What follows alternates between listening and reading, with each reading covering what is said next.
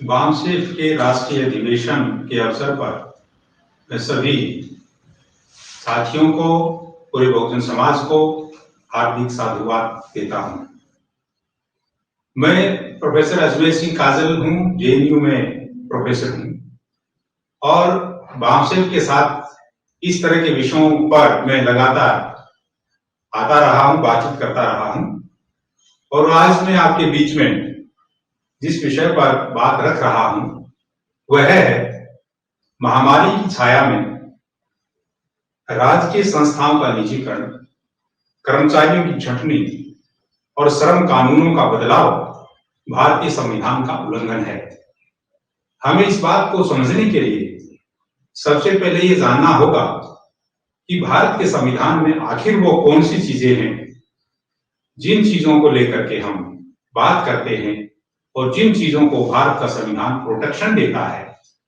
और जिस वजह से उन चीजों पर जब अलग अलग तरह की बातें उभर करके आती हैं तो सभी लोग जो भारत के संविधान को जानते समझते और उस पर विचार करते हैं वो सभी लोग उन लोगों के खिलाफ या उन संस्थाओं के खिलाफ या उन राज्य की उस व्यवस्था के खिलाफ एकजुट होकर सड़कों पर उतरने लगते हैं और उन चीजों का विरोध करने के लिए वो मजबूर किए जाते हैं कि जिस वजह से भारत का संविधान हमें ताकत देता है। मुझे लगता है कि भारत के संविधान के वो बहुत सारे प्रावधान हैं। अगर हम ये जानना चाहें तो भारत के संविधान में ये राजकीय संस्थाओं का जो निजीकरण संबंधी जो प्रावधान है ये भारत के संविधान में नहीं है। अगर ये देखें कि भारत का संविधान जब बना तो उसके अनुच्छेद 14 में इक्विलिटी दी गई है, इक्विलिटी बिफोर लॉ दी गई है और सभी भारत के सभी नागरिकों को समान देखा जाएगा, समझा जाएगा और समानता का व्यवहार उनके साथ किया जाएगा। पब्लिक एम्प्लॉयमेंट में आर्टिकल 15 में या आर्टिकल 16 में, 16(4) में, 16(4)(a)(b) में वो जो प्रावधान किए गए हैं कि किस तरह से ये जो सवाल हैं उन सभी सवालों को लेकर के हमें निश्चित रूप से ये जानना चाहिए कि भारत के संविधान में जो चीजें हैं उन चीजों को भारत का संविधान हमें ये गारंटी देता है कि राज्य किसी भी नागरिक के प्रति किसी तरह का भेदभाव नहीं करेगा। लेकिन अगर आप ये देखना चाहें कि भारत का संविधान ये कहता है कि सभी के साथ समान का व्यवहार करना है, लेकिन जब राज्य की संस्थाएं बिक जाएंगी, राज्य की संस्थाओं का निजीकरण हो जाएगा तो भारत के नागरिकों को समान अवसर नहीं मिलेंगे। तो निश्चित रूप से ये भारत के संविधान की राइट टू इक्वलिटी के ऊपर एक बड़ा हमला है, क्योंकि इसमें जो बड़े लोग हैं, जो धनाढ्य लोग हैं, जो प्राइवेटाइजेशन से बड़ी बड़ी चीजें या बड़ी बड़ी संस्थाएं खरीद लेंगे, वो देश के सभी नागरिकों के प्रति एक जैसा व्यवहार नहीं करेंगे, क्योंकि ये इस देश का सच है। बड़ी मुश्किल से 1950 में भारत के संविधान को बनाने वाले लोगों ने, जिसका नेतृत्व उस दौर में बाबा साहब अम्बेडकर कर रहे थे, उन्होंने बड़ी मेहनत के साथ उन सभी संस्थाओं को निजीकरण से मुक्ति दिला करके उनको सार्वजनिक किया था और पब्लिक सेक्टर में उन चीजों को बनाने का कार्य किया था। अगर आप ये देखना चाहें कि भारत में जो पब्लिक सेक्टर है वो मात्र 6% है। अगर हम जो पब्लिक एम्प्लॉयमेंट की बात करते हैं तो भारत सरकार के पास कुल मिला करके पूरे देश की सरकारों के साथ कुल मिला करके 2 करोड़ पब्लिक एम्प्लॉयमेंट है और पॉपुलेशन हमारी लगभग 150 करोड़ के नजदीक पहुंचने वाली है। तो इस हिसाब से पब्लिक सेक्टर केवल 6% ही है टोटल। इसका मतलब ये हुआ कि 96% जो एम्प्लॉयमेंट है, आज जो एम्प्लॉयमेंट प्राइवेट सेक्टर के पास है और प्राइवेट सेक्टर में किसी की हिस्सेदारी नहीं है। होना तो ये चाहिए था कि अगर लोक कल्याणकारी राज्य की अवधारणा को आप साक्षात में पूरा करना चाहते हैं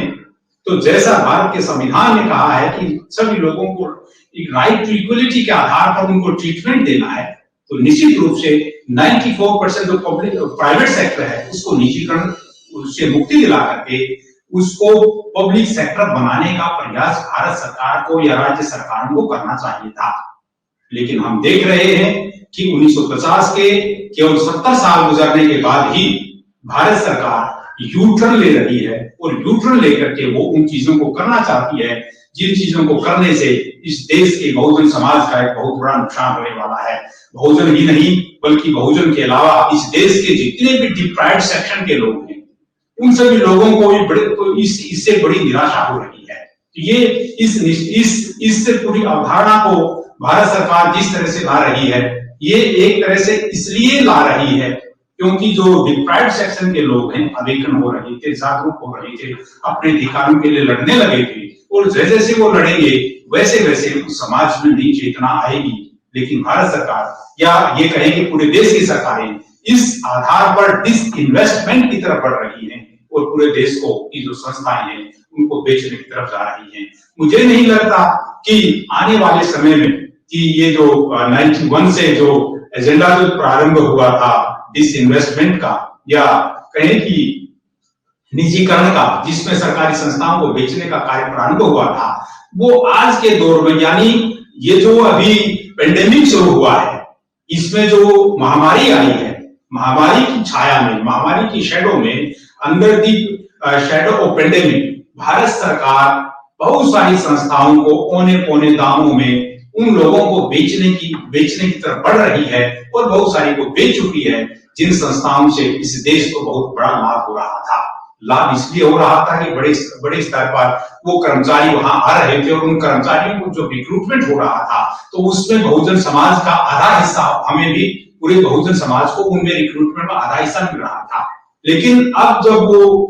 प्राइवेट ही हो जाएंगी तो उनका हिस्सा ही नहीं रहेगा। तो बड़े स्तर पर इस हिसाब से बहुजन समाज के पैरों पर एक कुल्हाड़ी मारने का काम सरकारें कर रही है। निश्चित रूप से इससे देश का बहुत नुकसान होने वाला है। हम इस चीज के बारे में जन जागरण वामशिफ्ट लगातार जन जागरण करती रही है और आने वाले समय में भी इस बात को और ज्यादा तेजी के साथ आगे बढ़ाना होगा। इसी तरह का एक दूसरा सवाल और है जिस सवाल को हम देखते हैं श्रम कानूनों को लेकर के है। श्रम कानूनों में अभी तक जो भारत सरकार ने 29 जो लेबर लॉज थे या उससे रिलेटेड कानून थे उन सभी लेबर लॉज को हटा करके, उन सभी लेबर लॉज को रिपील करके वहां केवल 4 तरह के कोडिफाइड लॉ बनाए हैं और 4 तरह के कोडिफाइड लॉ बनाए हैं। उन कोडिफाइड लॉज में अगर आप देखना चाहें तो उन कोडिफाइड लॉज को उन्होंने 4 तरह की चीजें वहां की है, ABCD के रूप में उसको आप देख सकते हैं। Number 1, the Code of Wages 2019. Number 2, the Code of Social Security 2020. The Industrial Relation Code 2020 और D, the Occupational Safety, Health and Working Condition Code 2020. ये 4 तरह के जो 29 जो कानून थे, वेजेस जो अलग अलग तरह के एम्प्लॉइज से श्रम कानून थे जिनको हम बोलते हैं लेबर लॉज बोलते हैं, उनको हटा करके 4 तरह के कोड बना दिए गए हैं। और 4 तरह के कोड में अगर हम देखना चाहे फैक्ट्री एक्ट को रिपील कर दिया गया है, आपको मिनिमम वेजेस एक्ट को रिपील कर दिया गया है, आपको एक काम बच्चे भी कारखानों में काम कर सकते हैं उसको भी हटा दिया गया है। अब 300 कर्मचारियों से नीचे की जितनी भी फैक्ट्रीज हैं उन सभी को हड़ताल करने का राइट तब मिलेगा जब 3 महीने का नोटिस देंगे। अगर 3 महीने का नोटिस देने के बाद भी अगर वो जो उसका एम्प्लॉयर है जिसकी फैक्ट्री है अगर वो चला जाता है आपका ट्रिब्यूनल में तो निश्चित रूप से फिर आपको मामला वहां ट्रिब्यूनल में सब जुडिस हो जाएगा और ऐसी हालत में वो स्ट्राइक पर नहीं जा सकते हैं। तो ये एक तरह से कर्मचारियों को अपने हक सुनिश्चित करवाने के लिए जो उसका एक अपना स्ट्राइक करने का जो उसका राइट था, इस तरह से इन रिपील के कानूनों के रिपील करने से वो जैसे वो अधिकार भी जैसे उनसे वापस लेने का वो उनसे ले लिया गया है जो भारत के संविधान ने सभी कर्मचारियों को दिया था। और भारत के जो आर्टिकल जो आपके बीच में 19 है, 20 है, 21 है जो आपको ये देता है कि आपको गरिमा में जीवन जीने का अधिकार है। तो कर्मचारी को भी गरिमा में जीवन जीने का अधिकार है। एक श्रम को भी करने वाले श्रमिक को भी गरिमा में जीवन जीने का अधिकार है। लेकिन हम देख रहे हैं कि ये जिस तरह के कानून हमारे बीच में आए हैं निश्चित रूप से इस कानूनों से श्रमिकों के ऊपर एक बड़ा हमला है और भारत सरकार इससे ये साबित होता है भारत सरकार पार्लियामेंट में मेजोरिटी ला करके एक तरह से पूरे देश के कानूनों को बदलने की तरफ आमादा है और वो एक तरह से जो एक कॉर्पोरेट फ्रेंडली एटमॉस्फेयर बनाना चाह रही है, हर एक चीज कॉर्पोरेट को देना चाहती है। तो ये एक इसी तरह का एक अभियान अगर अभी मैं आपको बीच में रखना चाहूं तो इसी तरह के एग्रीकल्चर से रिलेटेड 3 तरह के कानून पार्लियामेंट में पिछले दिनों पास किए। 20 सितंबर को लोकसभा से पास होने के बाद 20 सितंबर को जब वो राज्यसभा में आते हैं, राज्यसभा में उनके ऊपर डिबेट होती है, फिर उनको पास करने के लिए जिस तरह से हाहुल्ला मचता है और जिस तरह से सांसदों के ये कहने के बाद हम वोट देना, वोट से इसको हम पास करवाना चाहते हैं, लेकिन उस पर बात नहीं होती है और उसको ध्वनि मत से वॉइस वोट से उसको पास कर दिया जाता है, जो एक तरह से पूरा एक जो सरकार है वो कॉर्पोरेट के कंट्रोल से चल रही है। तो कॉर्पोरेट के लिए सब कुछ देने के लिए वो महामारी कर रही है। तो ये एक वो ऐसा एक दौर है जो पूरी दुनिया में महामारी है, भारत में महामारी है और महामारी के नाम पर आप श्रम कानूनों को बदल चुके हैं। महामारी के बीच में आप एग्रीकल्चर से रिलेटेड लॉज को आप बदल रहे हैं। आप इसी तरह से आप महामारी के नाम पर आपने जितनी तरह के और काम जो करने चाहिए पब्लिक वेलफेयर के या वर्कर के वेलफेयर के या आपको एम्प्लॉय के वेलफेयर के, आप वो काम करने की बजाय आप उनको और ज्यादा डिमोरलाइज कर रहे हैं, आप उनकी छटनी पर उतार रहे हैं। कर्मचारियों की छटनी से रिलेटेड एक विषय भी आपके बीच में मैं रखना चाहता हूं। अभी भारत सरकार ने की एक योजना है जिसमें कर्मचारियों को छटनी का अधिकार करने का अधिकार उन्होंने अपने पास रख लिया। कई राज्य सरकारों ने भी उस तरह के कर्मचारियों को छटनी करने का अधिकार अपने पास रखा है। देखिए कि कर्मचारियों को छटनी करने का अधिकार सरकारों के पास बहुत पहले से ही है, लेकिन जिस तरह से अब इस वक्त में जब पूरे देश में, पूरी दुनिया में और भारत में लगभग 1 करोड़ लोग इस बीमारी से संक्रमित हो चुके हैं और लगभग 1 करोड़ 45 लाख लोग इससे मौत का सामना कर चुके हैं। भारत के 1,45,000 से लगभग 1,45,000 लोग इस महामारी से उनकी मौत हो चुकी है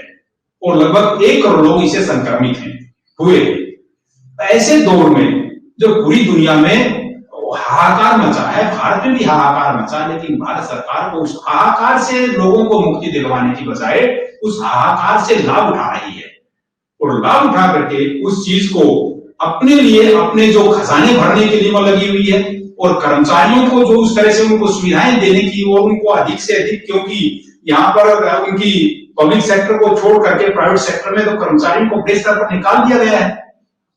और पब्लिक सेक्टर में भी इसलिए निकाला क्योंकि जब आपने भारत सरकार ने ये ऑर्डर निकाल दिया है कि भाई आप कर्मचारियों को छांट सकते हैं, आप अपनी च्वाइस से छांट सकते हैं, जिसको आपको लगता है कि ये काम सही नहीं कर रहा आप उसको छांट सकते हैं। ये तो पहले भी कानून था, लेकिन अब ये कानून की क्या मतलब, अब यानी आप जबरदस्ती करने पर उतारू हो गए हैं। आपको पब्लिक सेक्टर नहीं चाहिए, आपको प्राइवेट करना है। सारी संस्थाओं को प्राइवेट क्यों करना है समझना ये जरूरी है। प्राइवेट इसलिए करना है क्योंकि इसके करने से जो पूरा बहुजन समाज जाग रहा है उसका जागना बंद हो जाएगा। जहां से वो चला था वो वापस वहीं भेजना है, वो अपने पैरों पर खड़ा ना हो इसका प्रयास करना है और ऐसा हमें करना है। तो ये जो पूरा अभियान है, इस पूरे अभियान में निश्चित रूप से बहुजन समाज के लोगों को एक सबसे बड़ा नुकसान इससे होने वाला है। अगर हम ये देखें कि भारत का जो संविधान है वो आपको आजादी देता है कि आप अपनी बात कह सकें, लेकिन जब हम बात करते हैं प्रदर्शन करने की, प्रोटेस्ट करने की, तो भारत सरकार आज जगह जगह पर कोरोना के नाम पर उनके प्रोटेस्ट को परमिशन नहीं देती। अभी हमने देखा किसानों के आंदोलन के दौरान ही अलग अलग स्थानों से जब वो गुजर रहे थे उनको रास्ते रोके गए, उनको दिल्ली की तरफ आने से रोका गया। आखिरकार वो दिल्ली आकर क्या मांग रहे थे, वो यही तो कह रहे थे हमारी बात सुनी जाए, भारत सरकार हमारी बात सुने। हमसे बिना पूछे आपने कानून बना दिए, किसने कहा था आपसे, हमने तो मांगा नहीं, आप जबरदस्ती हमें दे रहे हैं। अगर दे भी दिए तो हमारी बात सुनो। लेकिन वो बात बिगड़ते बिगड़ते आखिरकार में उनको इतने बड़े बड़े हैवी बैरिकेड्स उनके आगे दिल्ली की सरहदों पर लगा दिए गए कि वो मजबूर है ठंड में बैठे रहने को, जब यहाँ घर के अंदर ही सर्दी लग रही हो, वो बाहर टेंट में या छोटी छोटी जगह पर वो जीवन जीने को मजबूर है। तो ये पूरा जो सिचुएशन है, हमें लगता है कि इस पूरी सिचुएशन में निश्चित रूप से इस देश में जो माहौल बन रहा है, उस माहौल को किसी भी तरह से लोगों को जागने के अलावा कोई विकल्प नहीं है। और लोगों को बार बार सुलाया जाता है, नींद के इंजेक्शन उनको लगाए जाते हैं ताकि ये उठे ना। और सरकारें अपना चुनाव जीतती हैं, सरकारें बनाती और बिगाड़ती हैं, लेकिन आम रूप से, साधारण रूप से नागरिकों को के जो अधिकार है उनके ऊपर बड़े हमले हम बराबर देख रहे हैं। तो ये आप देखेंगे जिस पर इस सवाल की तरफ मैं आ रहा था कि सरकारें आगे ऐसा क्यों करना चाहती हैं, वो कर्मचारियों की छटनी भी करना चाहती हैं, वो संविधान के धर्मनिरपेक्ष ढांचे पर हमला भी करना चाहती है, वो आपके श्रम कानूनों का उल्लंघन भी करना चाहती हैं, वो हर उस हालत में जाना चाहती है जिस हालत में जाने से एक तरह से कहें जो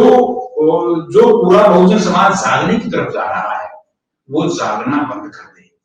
और वो वापस उस तरफ चला जाए जिसके जागने से उनको संकट है। क्योंकि वो जागेगा तो अधिकार मांगेगा तो वो लड़ाई होगी, जब लड़ाई होगी तो निश्चित रूप से वो जीतेगा क्योंकि उसकी संख्या ज्यादा है। लेकिन वो चाहते हैं कि वो लड़े ही ना, वो जागे ही ना, वो अधिकार ही ना मांगे और हम अपना प्रभुत्व बनाए रखें। इसी प्रभुत्व से मुक्ति का अभियान है, लेकिन वो इस प्रभुत्व को बराबर बनाए रखने का अभियान चला रहे हैं। और हम वामसेव के बिहाफ से ये विषय जो आया है, इसके माध्यम से ये बताने के लिए है कि हमें आगे बढ़ना होगा। तो इससे आगे देखें तो एक विषय इससे और जुड़ा हुआ नजर आता है। वो विषय है कि हमें क्या करना चाहिए। तो हमें इस हालत में क्या करना चाहिए जब सरकार ने पिछले 5, 6, 7 अब 7वां साल की तरफ पूरा कर जाएंगे कुछ समय में हम, भारत सरकार ने कोई भी एक भी यूनिवर्सिटी नहीं बनाई है। तो ये क्या कारण है? सबका साथ सबका विकास और आप सबका विश्वास कैसे जीतेंगे? आप यूनिवर्सिटी नहीं बनाना चाहते हैं, स्कूल कॉलेज आप खोलना नहीं चाहते हैं, आप क्या बना रहे हैं? आप ये अंदाजा लगा लीजिए, भारत के प्रधानमंत्री राम मंदिर का उद्घाटन करने जा रहे हैं। उनका काम राम मंदिर का उद्घाटन करना तो नहीं है, लेकिन वो क्यों जा रहे हैं? इसका मतलब ये हुआ कि उनका एजेंडा है राम मंदिर बनाना, उनका एजेंडा है 370 हटाना, उनका एजेंडा है वो सारे काम करना जिन सारे कामों को करने से पोलराइजेशन की पॉलिटिक्स आगे बढ़े। उसका संसद की बिल्डिंग सही है, काम सही कर रही है, लेकिन फिर भी उसको हटाना है और 1000 करोड़ रुपए के लगभग उसके ऊपर लगाना है। क्या आपके पास इतना पैसा आ गया है तो देश के गरीब, देश के कामगार, आप उसको देश के कारखानों से बाहर निकाल रहे हैं, आप देश की संस्था को बेचकर धन जुटाना चाहते हैं और आप पार्लियामेंट की बिल्डिंग बना रहे हैं। आपको जरूरत क्या है? क्योंकि आप अपने उन संसाधनों को गरीब लोगों के हित में लगाना नहीं चाहते। आप गरीबी और गरीब की बात तो करते हैं भारत सरकार, लेकिन वो गरीबों को एक तरह से हक देने के पक्ष में नहीं है कि उनके नाम पर वो खाने कमाने और उनको पोलराइजेशन की पॉलिटिक्स के नाम पर उनको एक धार्मिक लॉलीपॉप दे करके उनको उसी में उलझा कर रखना चाहती है। तो ये मुझे लगता है कि यह अभियान बड़े स्तर पर जनता के बीच में जाना चाहिए कि सरकार का असल मकसद देश की सेवा करना नहीं है। लोक सेवक जो होते हैं, जिनको हम पब्लिक एम्प्लॉय, जो गवर्नमेंट एम्प्लॉय होते हैं, और इसके अलावा जो आपके जो पब्लिक सर्वेंट के अलावा आपके पास जो आपके नुमाइंदे होते हैं, आपके पॉलिटिकल रिप्रेजेंटेटिव होते हैं, उन पॉलिटिकल रिप्रेजेंटेटिव का ये काम है कि वो आपकी ग्रीवेंसीज को सुने। लेकिन हम देख रहे हैं ना संसद में, ना संसद के बाहर, ना जंतर मंतर पर, ना जंतर मंतर के बाहर आपकी आवाज को कोई सुनने को तैयार नहीं है। जो भी कोई बोलता है उसको अलग अलग तरह से बदनाम करने का आरोप लगाया जाता है। आपने नागरिकता संशोधन अधिनियम को पारित किया और उसके बाद खुद आप ये कह रहे हैं कि ये जो हमने किया है, ये अगर हम इसको आसाम की दृष्टि से देखें तो इसमें बहुत सारे लोग इसमें आ गए हैं, नेट में इसमें हिंदू ज्यादा आ गए हैं, इसलिए आप उसको फिर से करने की बात कर रहे हैं। आपके पास इतना फालतू का पैसा कहां से आ रहा है? आप लोगों के कल्याण पर खर्च करिए। आप उसको खर्च करने के बजाय आप अतिरिक्त विषयों पर लगे हुए हैं, यानी आप भारत सरकार के हिसाब से, भारत के संविधान के हिसाब से सरकार नहीं चला रहे हैं। भारत के संविधान में तो कोई नहीं कहा गया, उसमें पब्लिक एम्प्लॉयमेंट की बात की गई है, लोगों के कल्याण की बात की गई है, सेक्युलर स्टेट की बात की गई है, और उसमें इक्वलिटी की बात की गई है, उसमें इक्वलिटी बिफोर लॉ और पब्लिक एम्प्लॉयमेंट में सबको इक्वल अपॉर्चुनिटी की बात की गई है। लेकिन फिर भी आप वहां उन चीजों पर जाने की बजाय आप मंदिर को उठाए फिर रहे हैं, आप 370 को उठाए फिर रहे हैं, आप उन सवालों को उठाए फिर रहे हैं जिन सवालों से हमें कोई लाभ होने वाला नहीं है। तो ये जो पूरे सवाल हैं, इन सवालों को हमें सोशल जस्टिस की दृष्टि से, सोशल इक्वलिटी की दृष्टि से, पब्लिक एम्प्लॉयमेंट की दृष्टि से और इक्वलिटी ऑफ अपॉर्चुनिटी की दृष्टि से इसको हमें समझना चाहिए। और ये जिस तरह से, एक तरह से कहें, ये सारा जो अभियान भारत सरकार का है या राज्य सरकारों और अलग अलग सरकारों का है, निश्चित रूप से उन सरकारों का जो नेतृत्व कर रहे हैं, उन नेतृत्व करने वालों के दिमाग में आज भी जाति और वर्ण का जो पहले वाला ढांचा है वो निकला नहीं है। उसी ढांचे को मजबूत करना चाहते हैं और इन लोगों को जो उसके नेट से निकल रहे थे फिर से उनके पैरों को बांध करके वहीं लेकर आना चाहते हैं और उस तरह से उनको वो उनके आगे बढ़ने के सभी रास्ते बंद कर देना चाहते हैं। तो मुझे लगता है कि निश्चित रूप से यहाँ पर जो एक तरह से महिलाओं के जो सवाल हैं वो गायब कर दिए गए हैं, यहाँ पर दलितों के सवाल गायब कर दिए गए हैं, यहाँ पिछड़ों के सवाल गायब कर दिए गए हैं, मुसलमानों के सवाल गायब कर दिए गए हैं और सभी धर्मों के सवाल गायब कर दिए गए हैं। लेकिन यहाँ एक ही बात हो रही, हिंदू और मुसलमान। क्या इस देश में हिंदू और मुसलमान ही रहते हैं? लेकिन आपको देश को बांट करके देश की पॉलिटिक्स करनी है। मुझे लगता है कि ऐसा करना किसी भी तरह से इस देश के संविधान के साथ अन्याय होगा और भारत सरकार के प्रतिनिधि जो संसद में बैठ रहे हैं वो इन सवालों के ऊपर मुंह नहीं खोलते हैं, जिसको बहुत सारे लोग अलग अलग तरह से जिसको देखते हैं, चलाते हैं और उसके ऊपर समझते हैं। तो मुझे लगता है कि आप उन सारे प्रश्नों को लेकर के अगर चलें तो निश्चित रूप से भारत सरकार को जो काम करने की जिम्मेदारी भारत का संविधान देता है, भारत सरकार उससे बिल्कुल उलट चल रही है, यानी वो भारत के संविधान को ही उलटने की तरफ जा रही है। भारत के संविधान की सुरक्षा करना उसका काम है, सोशल फैब्रिक का बचाव करना, सभी धर्मों का सम्मान आदर करना, सभी के प्रति प्रेम और भ्रातृत्व का विकास करना, इक्वलिटी देना, वो उसका काम है। लेकिन वो काम करने के बजाय वो किसी दूसरे काम में लग गई है। निश्चित रूप से ऐसा करना भारत के संविधान का उल्लंघन है और वह भारत के संविधान का उल्लंघन है तो भारत के संविधान से प्रेम करने वाले लोगों का ये फर्ज बनता है कि वो लोगों को ये बताएं, खुद ये समझें कि ऐसा करना किसी भी तरह से देश की जनता से मुखालफत है और देश की जनता के साथ का विरोध होगा। तो मुझे ये लगता है कि हमें इन सवालों के साथ बातचीत करनी चाहिए और इन सवालों को हमें बीच में रखना चाहिए और यही बात मैं आपके बीच में कहना चाहता हूं। जय हिंद, जय भारत।